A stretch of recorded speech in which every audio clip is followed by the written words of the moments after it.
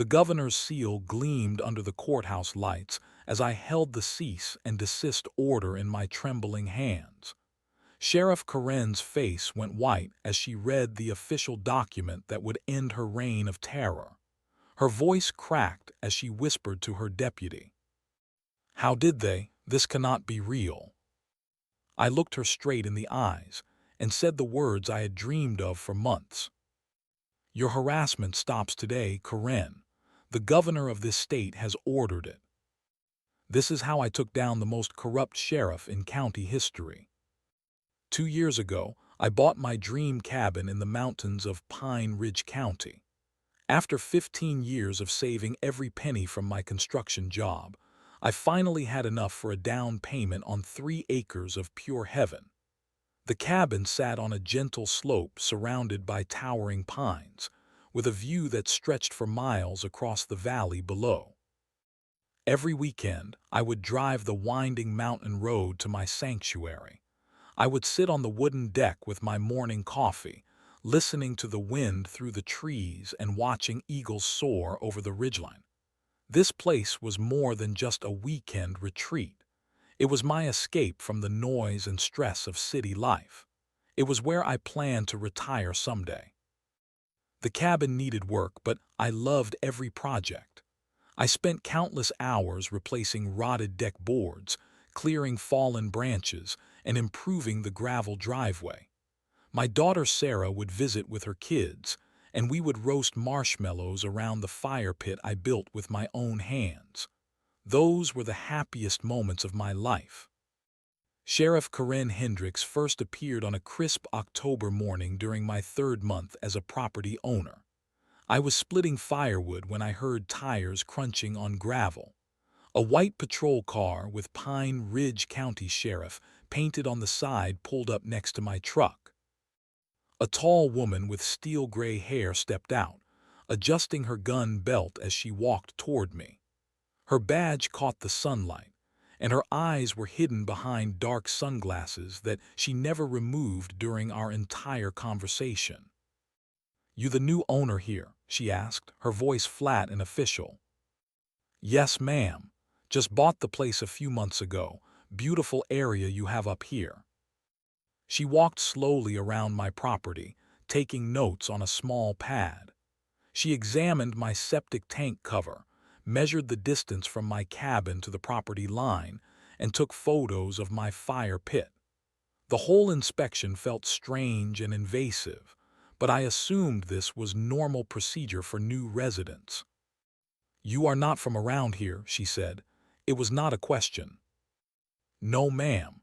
I live down in the valley during the week. This is my weekend place." Karen stopped walking and stared at me for a long moment. Something in her expression made my skin crawl. There was a coldness in her demeanor that had nothing to do with professional duty. Mountain folk have their own ways of doing things. City people sometimes do not understand that. You would be wise to remember where you are. She handed me a business card with her name and contact information. "I will be checking on this property regularly. Make sure you keep everything in compliance with local ordinances."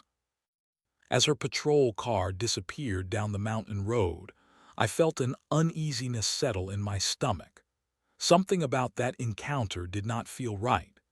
Karen had not explained what ordinances she was referring to, and her tone had been more threatening than helpful. I tried to shake off the feeling, but I could not forget the way she had looked at me. Like I was an unwelcome intruder in her territory. Like I did not belong in these mountains. That night I called my neighbor Jim, who had lived on the mountain for 20 years. When I described my encounter with Sheriff Karen, there was a long silence on the phone. "She has been having problems with outsiders lately," Jim finally said. "Just keep your head down and do not give her any reason to hassle you." His warning would prove to be prophetic, but by then it was already too late. Karen had marked me as her next target, and nothing I could do would change that fact. 3 weeks later, Karen returned with her first citation. I was inside the cabin reading when I heard her car pull up. Through the window, I watched her walk around my property for 20 minutes, taking photos and measurements. When she finally knocked on my door, she had a clipboard full of paperwork. "I am citing you for an improper septic system inspection," she announced, handing me an official-looking document. "You need to have it pumped and inspected within 30 days, or you will face additional fines." I stared at the citation in confusion. The septic system had been inspected just 6 months ago as part of the property purchase. I showed Karen the inspection report from my closing documents.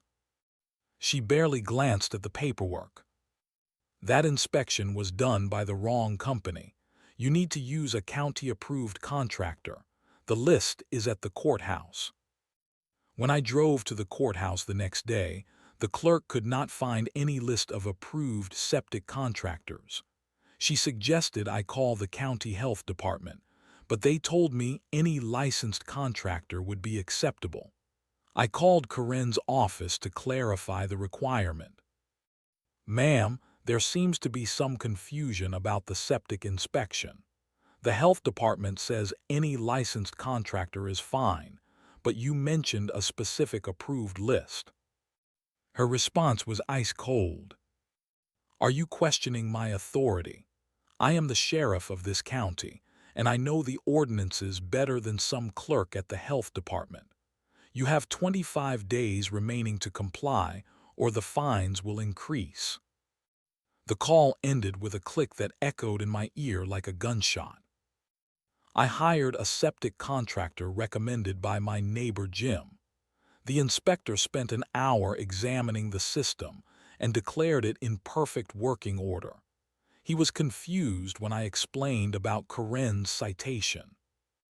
"This system is practically new. There is absolutely nothing wrong with it. I have never heard of a sheriff getting involved in septic inspections anyway. That is usually handled by the health department." 2 days after the septic inspection was completed, Corinne appeared at my cabin again. This time she had Deputy Marcus Collins with her, a thin man with nervous eyes who seemed uncomfortable with whatever they were about to do.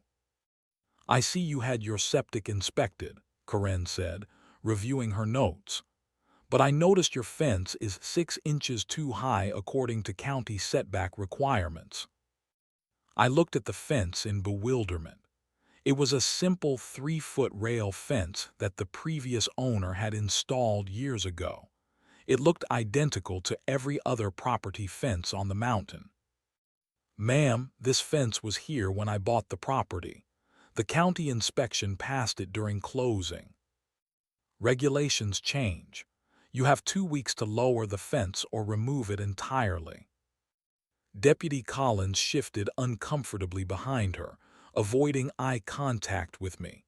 I could tell he knew this was wrong, but he was not going to challenge his boss. "Sheriff, with respect, this seems unreasonable. Can you show me the specific ordinance that requires fence modification?" Corinne stepped closer to me, and I could see my reflection in her sunglasses. Her voice dropped to a whisper that somehow felt more threatening than shouting. "Son, you are new to this mountain. You do not understand how things work here. I am trying to help you avoid bigger problems. But if you want to make this difficult, I can make it very difficult for you." That night I could not sleep. I kept replaying the conversation in my mind, trying to understand what I had done to deserve this harassment. I had been respectful, compliant, and neighborly. I paid my taxes, followed all the rules I knew about, and tried to be a good addition to the community. But Corinne was treating me like a criminal.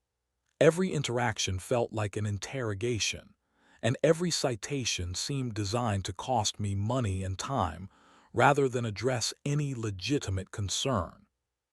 I called Jim again and described the fence citation. "That is complete nonsense," he said. "Half the fences on this mountain are taller than yours. She is just messing with you because you are not from here." What should I do? There was another long pause. Honestly, I would consider selling the place and moving on. Karen has run off 3 other families in the past 2 years. She makes life miserable until people give up and leave. But I was not ready to give up. This cabin represented years of dreams and hard work. I was not going to let one corrupt sheriff steal my mountain paradise without a fight. Karen's harassment campaign escalated rapidly over the next 2 months. Every weekend brought a new citation for increasingly ridiculous violations. She cited me for having the wrong type of gravel in my driveway. She claimed my mailbox was positioned 3 inches too close to the road. She even issued a violation for excessive noise after hearing me using a chainsaw to clear fallen branches on a Saturday afternoon. Each citation came with a fine ranging from $50 to $200. More expensive than the fines was the time and money I spent trying to comply with Karen's ever-changing demands. I hired contractors, bought new materials, and made modifications to my property that served no purpose except satisfying her arbitrary requirements. The gravel citation was particularly infuriating. According to Karen, I needed to replace my entire driveway with county-approved crushed limestone instead of the river rock that had been there for years. When I called 3 different gravel suppliers, none of them had ever heard of a county requirement for specific gravel types on private driveways. I spent $800 having my driveway re-graveled, only to receive another citation 2 weeks later claiming the new gravel was improperly graded and created drainage issues.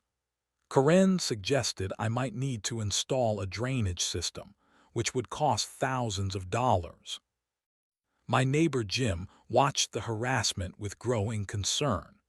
One evening, he walked over while I was measuring my mailbox position for the 3rd time. This has gone too far. Karen is completely out of line. Have you ever seen her do this to other people? Jim nodded grimly. The Hendersons, who owned the place 2 miles down the road. She harassed them for 6 months with bogus citations until they sold their cabin and moved back to the city. Same thing happened to the young couple who bought the old Miller property. Karen made their lives miserable until they gave up. Why does she target out-of-town property owners? Because she can. We locals vote in the sheriff election. You do not. She knows she can bully you without political consequences. I tried appealing the citations through the county government, but I quickly discovered that Pine Ridge County operated like Karen's personal kingdom. The county commissioners were all local men who had known Karen for decades. When I attended a commission meeting to complain about harassment, they listened politely and promised to look into the matter. Nothing ever came of it. The local businesses were terrified of Karen too. When I tried to hire a lawyer in town, the attorney told me he was too busy to take my case. The contractor who had installed my new driveway gravel suddenly stopped returning my calls after Karen visited his shop. Even my insurance agent, who lived 50 miles away, warned me to be careful. Karen Hendricks has a reputation throughout the region. She has connections with state police and other county sheriffs. I would be very careful about making an enemy of her. The psychological toll was devastating. Every Friday afternoon, I would drive up the mountain with my stomach in knots, wondering what new violation Karen had invented while I was away. My peaceful weekend retreat had become a source of constant stress and anxiety. Sarah noticed the change during her next visit with the grandkids. "Dad, you seem really tense. I thought this place was supposed to help you relax." I tried to explain about Karen's harassment, but it sounded crazy even to my own ears. Who would believe that a county sheriff was waging a personal war against a cabin owner over fence heights and gravel types? Have you tried talking to someone higher up, like the state police or the attorney general? I do not even know where to start. Karen is the law up here. Everyone is afraid of her. That night, as I sat on my deck looking out at the mountain vista, I made a decision. I was not going to run away like the other families Karen had terrorized. This cabin meant too much to me, and what she was doing was wrong. If Karen wanted a fight, I would give her one. But I would fight smart, using the law instead of backing down to her bullying tactics. The question was, how do you fight someone who thinks she is above the law? I started documenting everything. Every citation, every conversation, every interaction with Karen or her deputies got recorded in a detailed log. I bought a small digital camera and photographed every violation she claimed, along with similar conditions on neighboring properties that she ignored. My dining room table became a war room covered with legal documents, photographs, and notes. I spent hours researching Pine Ridge County ordinances online, trying to find the regulations Karen claimed I was violating. Most of them did not exist.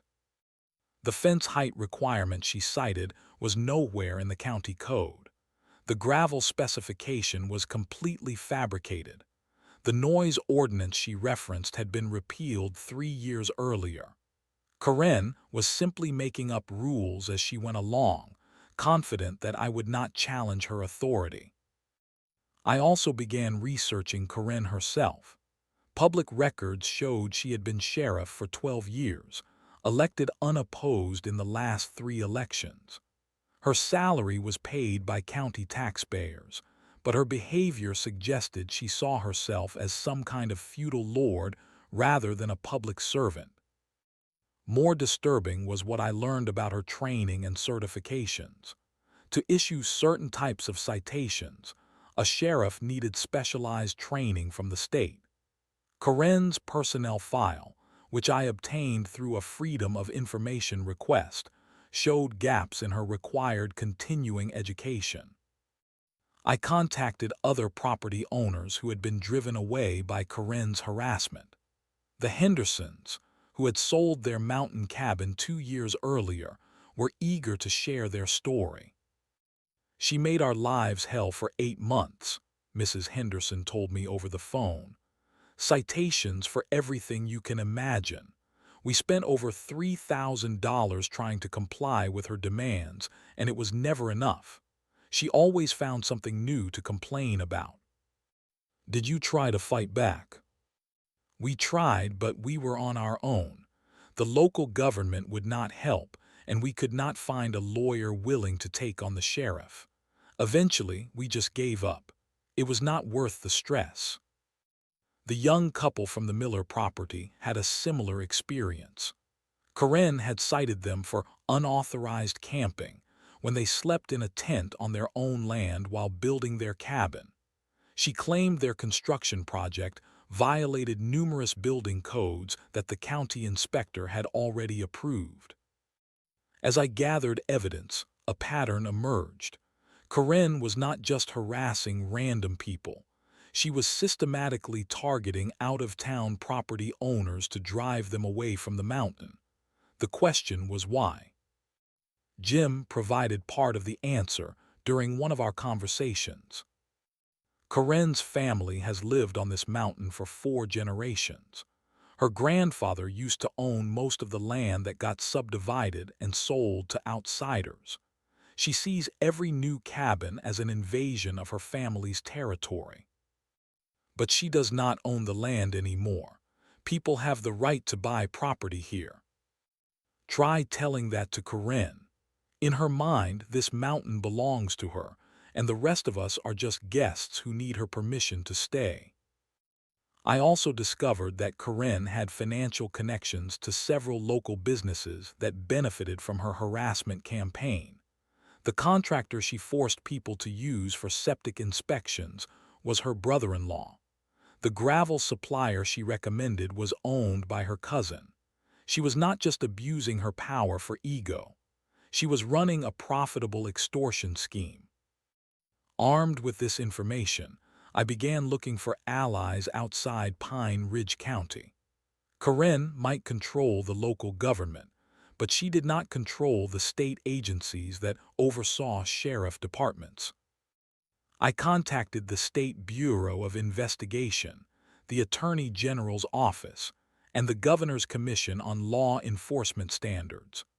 Most of my calls were referred to voicemail systems or form letter responses, but I kept calling and submitting formal complaints. The breakthrough came when I reached an investigator at the state level who specialized in civil rights violations by law enforcement officers. When I described Karen's pattern of harassment, he asked me to send him everything I had documented. "This sounds like a federal civil rights case," he told me. "If she is targeting people based on their resident status, that could violate constitutional protections. Keep documenting everything, and we will see what we can do." For the first time in months, I felt hope. The state investigator introduced me to attorney Rebecca Martinez, a civil rights lawyer from the state capitol who specialized in police misconduct cases. When I showed her my documentation, her eyes lit up with professional interest.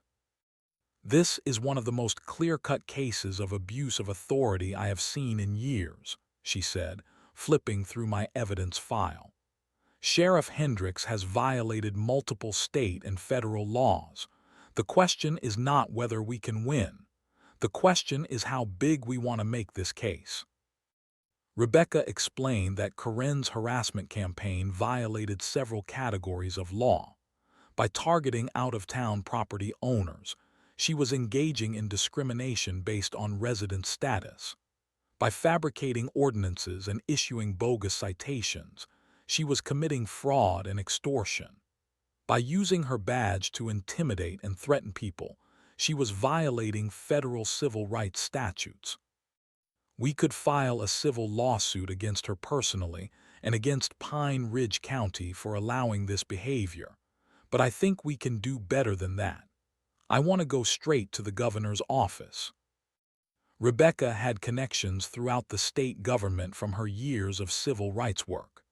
She knew investigators, attorneys, and officials who could bypass the local politics that protected Karen.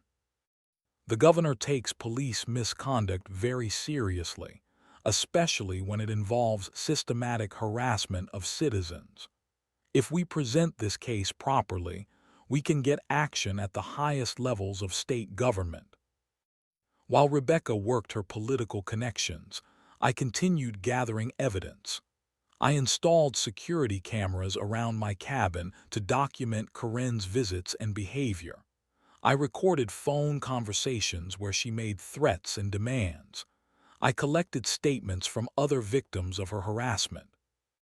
The breakthrough came when Rebecca discovered that Karen lacked proper certification for half the citations she had issued. State law required specialized training before a sheriff could enforce building codes, environmental regulations, or zoning violations. Karen had been issuing these citations for years without the legal authority to do so. "This is bigger than harassment," Rebecca explained. "She has been operating outside her jurisdiction for years. Every citation she issued without proper certification is potentially invalid. We are talking about hundreds of violations affecting dozens of property owners." Rebecca also discovered that Karen had been keeping some of the fine money for herself, instead of turning it over to the county treasury. The septic inspection fees were going directly to her brother-in-law's business, with Karen receiving a kickback for every referral. "She is not just a bully, she is a criminal.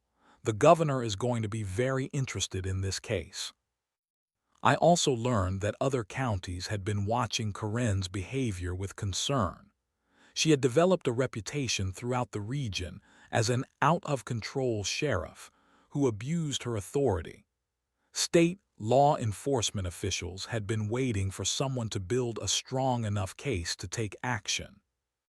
"You are not the first person to complain about Karen," Rebecca told me, "but you are the first person with enough documentation to make a case stick. Most people just give up and move away. You decided to fight back, and that makes all the difference." The final piece of evidence came from an unexpected source. Deputy Collins, who had accompanied Karen on several of her harassment visits to my cabin, contacted Rebecca through an intermediary. He wanted to provide information about Karen's illegal activities. Collins had been keeping his own records of Karen's behavior, motivated by concern that he might be held liable for her actions. He had documented numerous instances where Karen had fabricated ordinances, threatened property owners, and diverted fine money for personal benefit. "Deputy Collins is willing to testify about everything he has witnessed," Rebecca told me. "He is concerned about his own legal exposure if this case goes federal. Having an insider witness will make our case unbeatable." Rebecca spent 2 weeks preparing a comprehensive complaint package for the governor's office.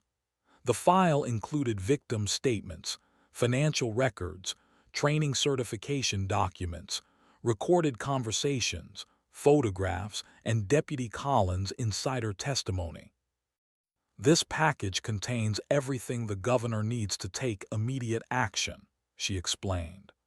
"Karen's behavior is so egregious and well documented that they will have no choice but to intervene."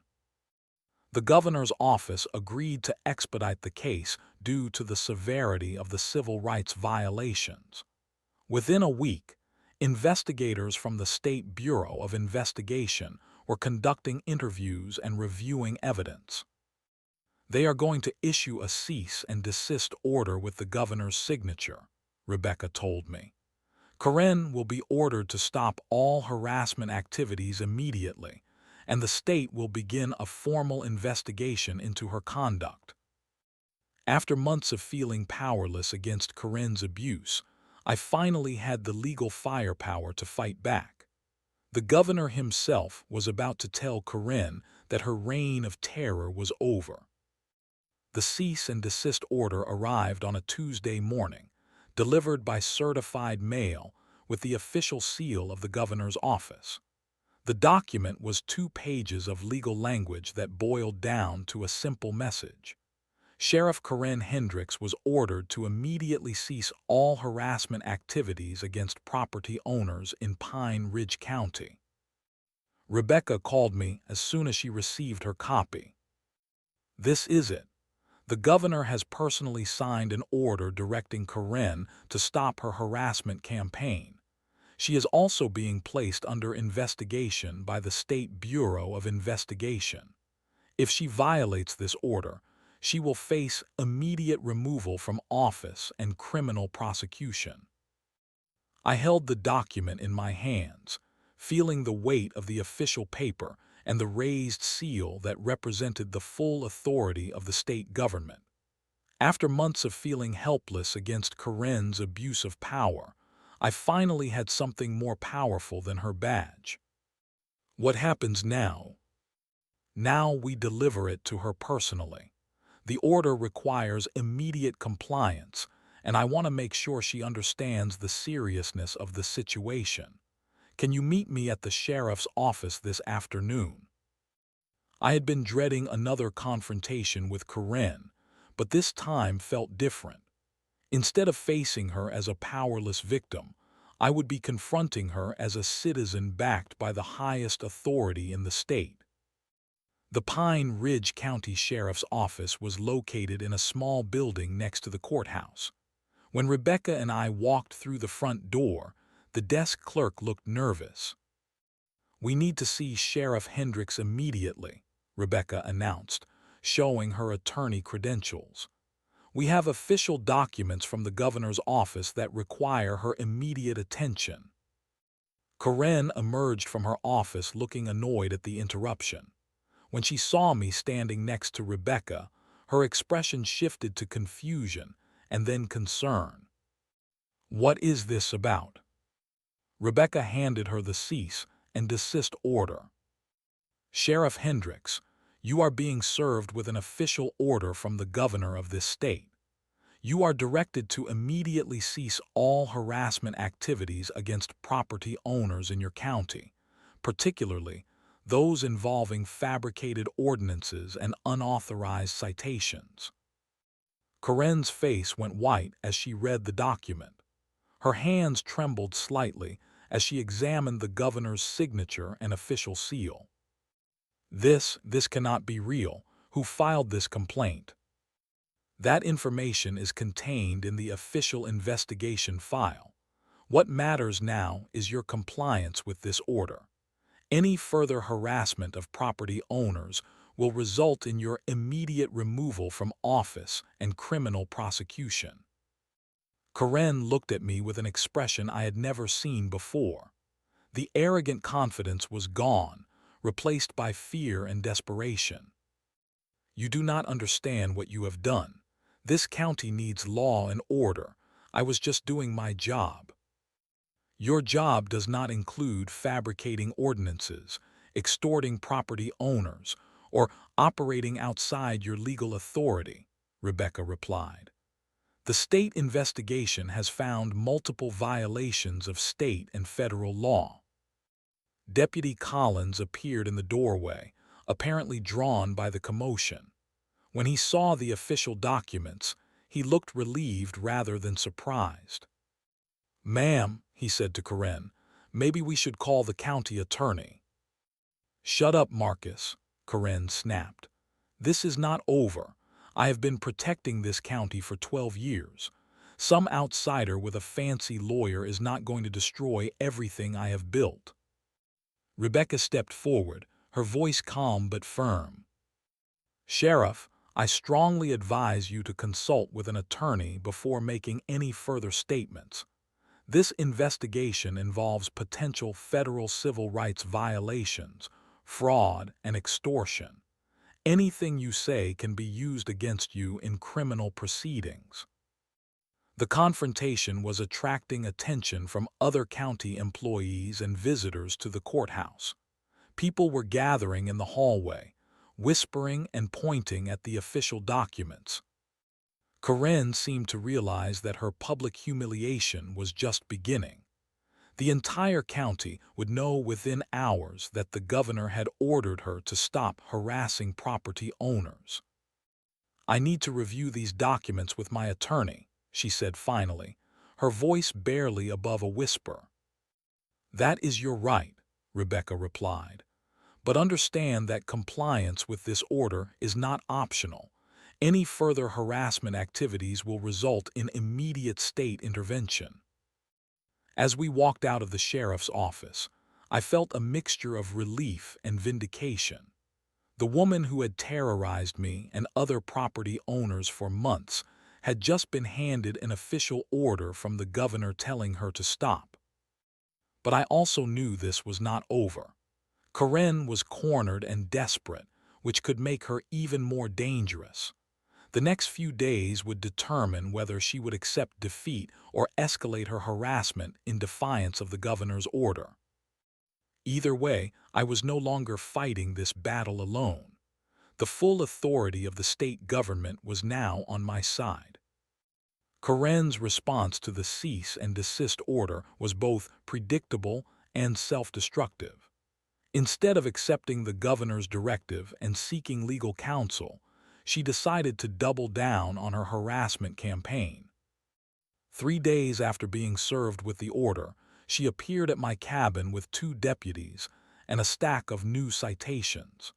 Her hands were shaking as she approached my door, but her voice still carried the arrogant tone I had come to despise.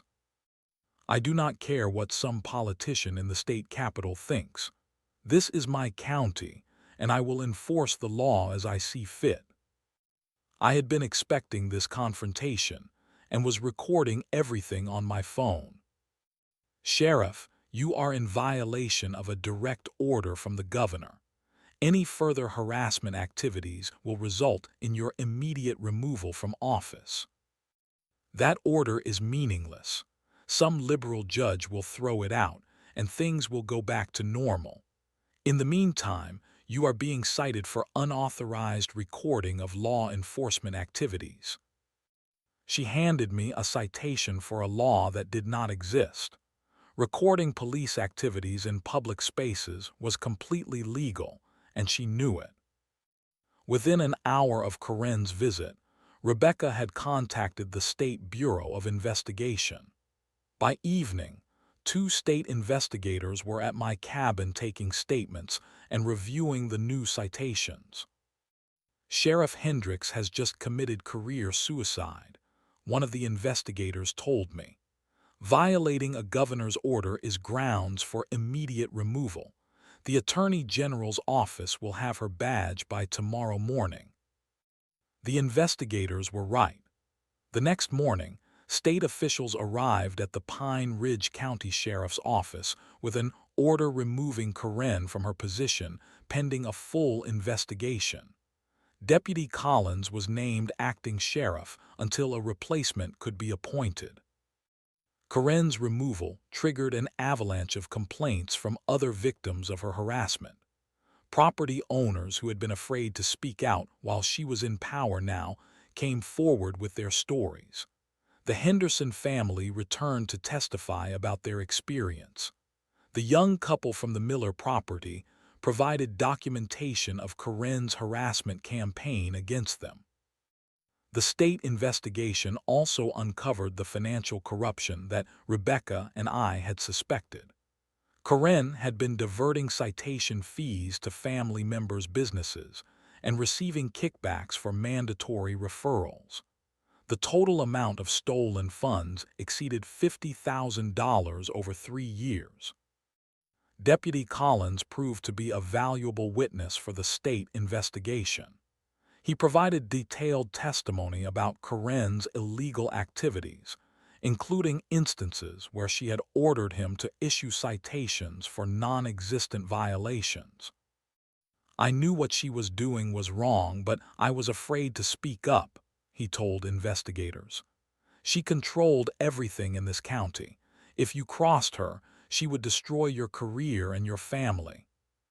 The Pine Ridge County Commission, which had ignored complaints about Corinne for years, suddenly became very interested in law enforcement reform. They hired an independent consultant to review all citation procedures and promised to implement new oversight measures. Local newspapers picked up the story, and Corinne's fall from grace became regional news. The headline in the state capital newspaper read, "Mountain Sheriff removed for systematic harassment of property owners." Rebecca filed a federal civil rights lawsuit against Corinne personally and against Pine Ridge County for allowing her behavior to continue unchecked. The lawsuit sought damages for all the property owners who had been harassed, as well as punitive measures to prevent future abuse. This case will send a message throughout the state that badge abuse will not be tolerated, Rebecca announced at a press conference. No law enforcement officer is above the law, regardless of how long they have been in power. Corinne's empire of fear and corruption had crumbled in less than a week. 6 months later, I sat on my cabin deck watching the sunrise over the mountain valley, finally able to enjoy the peace I had originally sought when I bought this property. The harassment was over, the stress was gone, and my mountain sanctuary had been restored. Corinne's legal troubles were far from over. The state attorney general had filed criminal charges against her for fraud, extortion, and civil rights violations. She faced up to 10 years in federal prison and the loss of her law enforcement pension. Her family's businesses, which had profited from her corruption, were also under investigation. The federal civil rights lawsuit that Rebecca filed on behalf of all Corinne's victims had been settled for $2 million. Pine Ridge County's insurance company paid the settlement rather than risk a jury trial that could have resulted in much higher damages. My portion of the settlement covered all the money I had spent on bogus compliance requirements, plus compensation for the emotional distress Corinne had caused. More importantly, the settlement included a permanent injunction preventing any future harassment of property owners based on their resident status. Deputy Collins had been appointed as the new permanent sheriff after winning a special election. One of his first acts was to review and void all of Corinne's questionable citations from the past 3 years. Dozens of property owners received refunds for fines they had paid to avoid Corinne's escalating harassment. She cost this county more than just money, Sheriff Collins told me during a visit to my cabin. She destroyed people's trust in law enforcement. It will take years to rebuild the relationship between the sheriff's department and the community. Collins also implemented new training requirements and oversight procedures to prevent future abuse. All citations now required review by the county attorney before they could be issued. Body cameras were mandatory for all deputies during property inspections, and a civilian review board was established to investigate complaints against law enforcement officers. The other victims of Corinne's harassment were also finding closure. The Henderson family had purchased another mountain cabin and were enjoying weekend retreats without fear of arbitrary citations. The young couple from the Miller property had completed their cabin construction and started a family in their mountain home. Jim, my neighbor who had warned me about Corinne from the beginning, stopped by one evening while I was grilling dinner on my deck. "You did something amazing," he said. "You fought back when the rest of us were too scared to stand up to her. This mountain is a better place because of what you did." I just wanted to enjoy my cabin in peace. I never intended to take on the sheriff. That is what made you the right person to do it. You were not looking for a fight, but you were not willing to be pushed around either. That kind of quiet determination is what beats bullies like Corinne. The investigation into Corinne's activities had revealed the full scope of her corruption. Over her 12-year career as sheriff, she had systematically harassed at least 30 property owners, forcing a dozen families to sell their mountain homes and leave the area. Her harassment campaign had been motivated by a combination of family territorial claims, financial corruption, and simple abuse of power. Rebecca, who had become a friend during our legal battle, visited occasionally to check on my progress and share updates about Corinne's criminal case. "You should be proud of what you accomplished," she told me during her last visit. "Most people who face this kind of harassment just give up and move away. You chose to fight back, and you saved dozens of other families from going through what you experienced." It was not just me. You did the legal work, Deputy Collins provided the insider testimony, and the state investigators built the criminal case. It took all of us working together to stop her. True, but it started with you deciding not to run away. That decision changed everything.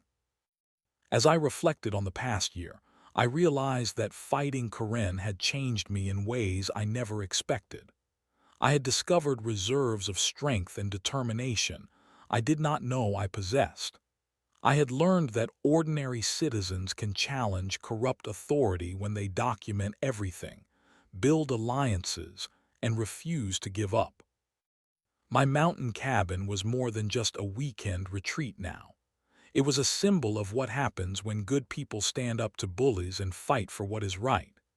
Every morning when I sat on my deck with coffee, watching eagles soar over the valley, I was reminded that justice sometimes comes slowly, but it does come. Corinne's reign of terror was over. The mountain was free, and the families who called it home could finally live in peace.